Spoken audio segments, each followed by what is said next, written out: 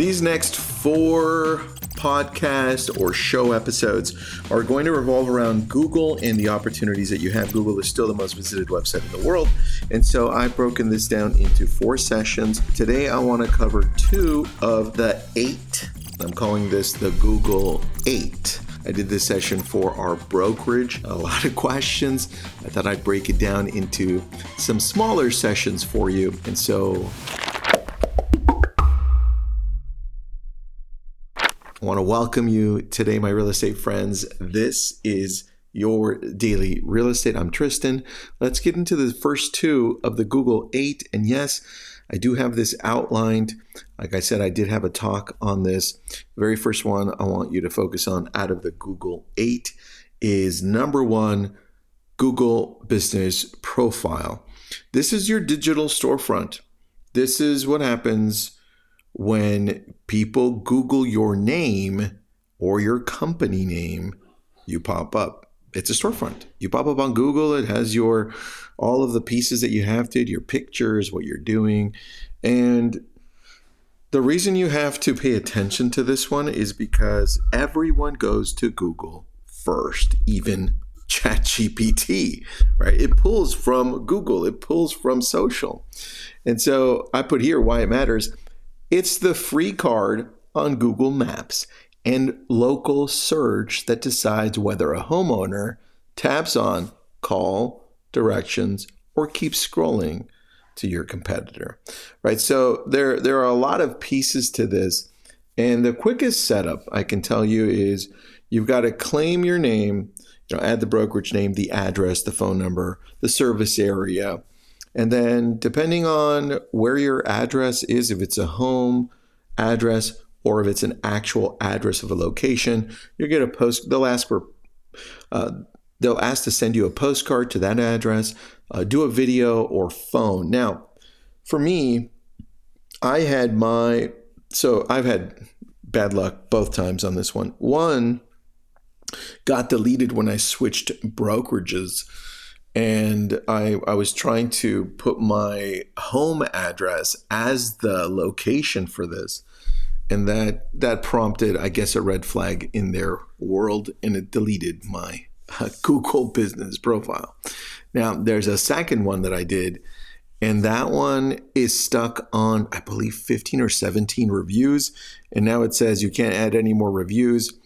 It's been like that until you do a video of your storefront location. And so you may have a problem with that. Our workaround is that you do a video of your home. If that is going to be your business location, indicate that in the section where it asks, and then make sure you have signage. Apparently that is the key to this, signage, right? And put up the sign, right? Put up your sign of whatever it is. If it's a Brilliant Tribe, Lab Coat Agents. I've got a sign that says Lab Coat Agents in my home now and a Brilliant Tribe, right? But I didn't have the Tristan and Associates one, and that was the problem. And this is what I want you to do once you have it all set up. I need you to upload 10 to 15 fresh listing photos, community shots, the things that you're doing, where you're working. Turn on messaging so people can message you. Post weekly updates. I would love for you to post daily updates.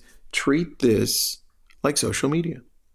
And the more you treat it like that, the better success you'll have, because Google wants to know, is this person active using Google Business Profile?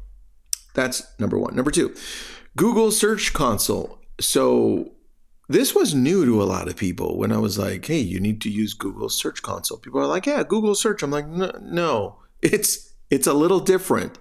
I want you to go and search Google Search Console, that whole word. In fact, in the Google Doc I have, it's search.google.com/search-console. That's the place. And this is where you can see and potentially fix what Google sees about you. Here's the purpose. I wrote it down so I wouldn't mess this one up. Tracks which search keywords send traffic to your site and flags errors that might bury your results or might bury you in the results.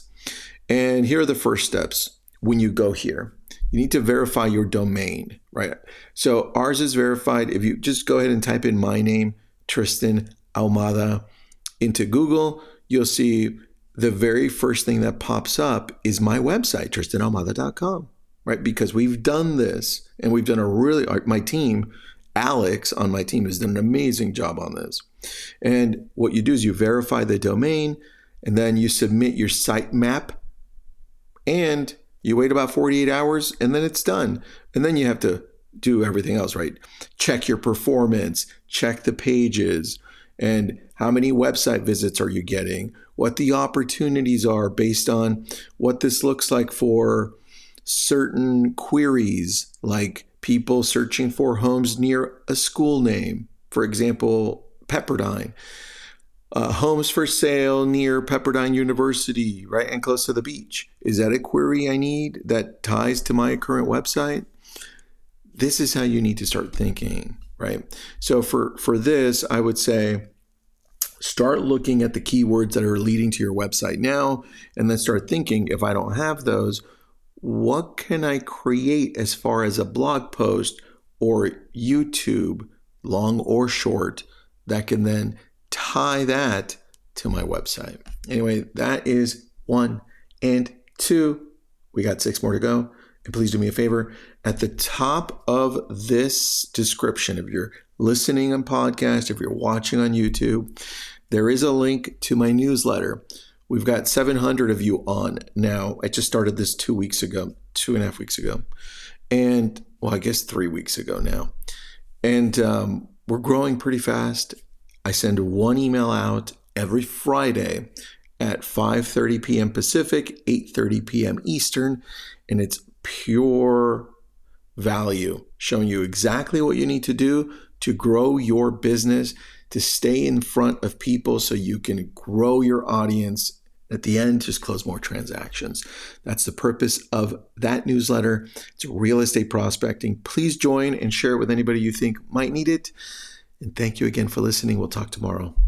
That would be part 2.